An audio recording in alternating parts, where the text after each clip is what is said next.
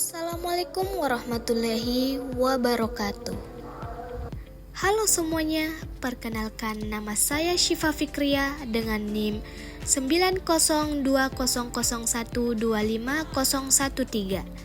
Tujuan saya membuat video ini untuk memenuhi tugas pengantar bisnis yang diberikan oleh Bapak Amir SE MM. Topik kali ini yaitu bentuk-bentuk kepemilikan bisnis. Bentuk-bentuk kepemilikan bisnis dibagi menjadi dua, yaitu berbadan hukum dan juga non-berbadan hukum. Tanpa berlama-lama, inilah dia beberapa bentuk-bentuk kepemilikan bisnis. Yang pertama, perusahaan perseorangan.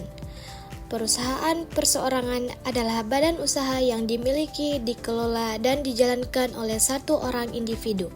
Pemilik memiliki tanggung jawab yang tidak terbatas. Pendiriannya relatif mudah dan tidak memerlukan izin resmi yang rumit. Tujuannya adalah mencari keuntungan bagi pemilik tunggal. Contoh perusahaan perseorangan yaitu seperti warung makan, usaha laundry, usaha bengkel, ataupun pedagang bakso. Yang kedua, firma ataupun kemitraan. Firma merupakan bentuk persekutuan untuk menjalankan usaha antara dua orang atau lebih dengan menggunakan satu nama bersama. Semua anggota firma memiliki tanggung jawab yang tidak terbatas terhadap utang perusahaan dan biasanya terlibat aktif dalam pengelolaan. Keuntungan dan kerugian pun dibagi berdasarkan kesepakatan. Firma juga bukan badan hukum. Adapun contoh kemitraan yang biasa kita temui yaitu Indomart, Alfamart, Nike, ataupun klinik dokter. Yang ketiga, koperasi. Koperasi merupakan organisasi ekonomi yang dimiliki dan dioperasikan oleh anggotanya sendiri berdasarkan asas kekeluargaan. Adapun tujuan koperasi yaitu untuk meningkatkan kesejahteraan ekonomi anggotanya. Modal koperasi berasal dari simpanan pokok, simpanan wajib, dan simpanan sukarela anggota. Koperasi juga merupakan badan hukum. Adapun beberapa bentuk koperasi seperti koperasi simpan pinjam atau biasa disingkat KSP. KSP fokus pada kegiatan penghimpunan dana dan penyaluran pinjaman. Yang kedua, koperasi unit desa atau biasa disingkat KUD. KUD fokus pada kegiatan menyediakan kebutuhan pertanian dan simpan pinjam bagi masyarakat desa. Yang keempat, yayasan. Yayasan adalah badan hukum yang didirikan untuk tujuan sosial, kemanusiaan, atau keagamaan dan bukan untuk mencari keuntungan. Kekayaan yayasan dipisahkan dari kekayaan pendirinya dan kekayaan tersebut hanya boleh digunakan untuk mencapai tujuan yayasan. Adapun contoh yayasan seperti yayasan sosial atau panti asuhan, yayasan pendidikan, dan yayasan bantuan bencana alam. Yang kelima, perseroan terbatas atau biasa disebut PT. PT adalah badan hukum persekutuan modal yang didirikan berdasarkan perjanjian, melakukan kegiatan usaha dengan modal dasar yang seluruhnya terbagi dalam saham. Pemilik modal memiliki tanggung jawab yang terbatas hanya sebatas modal yang disetorkan. Adapun tujuan PT yaitu hanya untuk mencari keuntungan. Jenis PT ada dua yaitu PT swasta nasional, contohnya PT Bank Sentral Asia, dan jenis yang kedua yaitu PT perorangan. Yang keenam, badan usaha milik negara atau biasa disingkat BUMN. BUMN adalah badan usaha yang seluruh atau sebagian besar modalnya dimiliki oleh negara melalui penyertaan langsung yang berasal dari kekayaan negara yang dipisahkan. Adapun tujuan utama BUMN yaitu memberikan sumbangan bagi perkembangan perekonomian nasional, melayani kepentingan umum, dan mengejar keuntungan. Jenis BUMN ada dua yaitu Persero dan Perum atau perusahaan umum.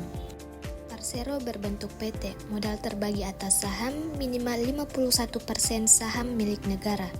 Tujuan utama Persero yaitu mencari laba, contohnya PT Pertamina, PT Bank Mandiri, PT Telkom Indonesia, dan masih banyak lagi.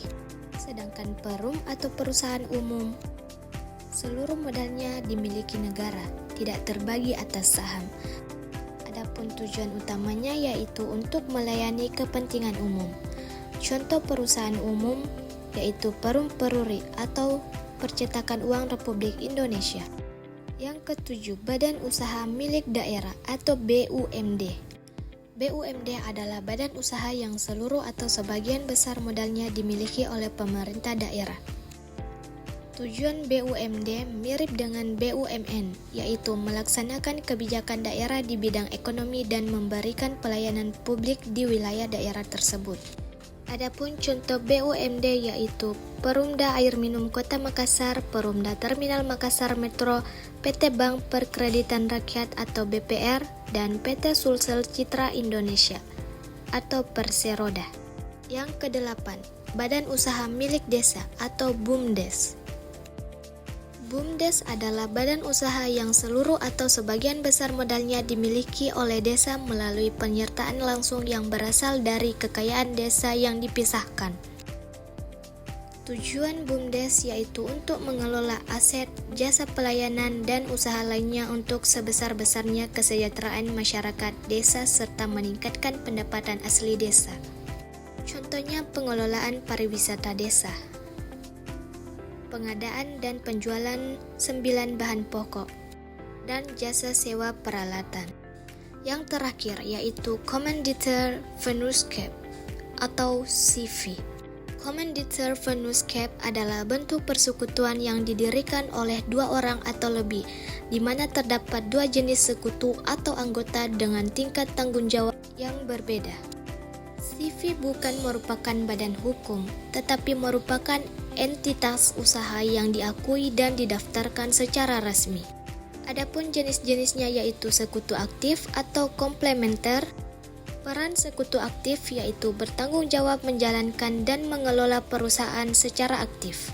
Tanggung jawabnya tidak terbatas, artinya jika perusahaan memiliki utang, sekutu aktif bertanggung jawab sampai ke harta pribadi mereka. Yang kedua, sekutu pasif atau komanditer. Peran komanditer hanya bertindak sebagai pemberi modal dan tidak terlibat dalam pengelolaan atau kegiatan operasional perusahaan. Tanggung jawab komanditer berbeda dengan tanggung jawab komplementer. Tanggung jawab komanditer hanya sebatas modal yang disetorkannya ke dalam perusahaan. Sekutu pasif tidak bertanggung jawab atas utang perusahaan dengan harta pribadinya, kecuali jika ia ikut campur dalam kepengurusan. Intinya, CV adalah cara yang efektif untuk mengumpulkan modal dari investor, tanpa membuat investor tersebut bertanggung jawab penuh atas risiko operasional bisnis. Adapun beberapa contoh Commanditaire Venus Cap yaitu CV Asiatek Sekurindo Perkasa, CV Lasuna Indonesia, dan CV KK Mandiri Konstruksi. Nah, itu dia tadi beberapa bentuk-bentuk kepemilikan bisnis. Sekian dari saya, mohon maaf apabila banyak kesalahan selama video ini. Sekian, terima kasih. Wassalamualaikum warahmatullahi wabarakatuh.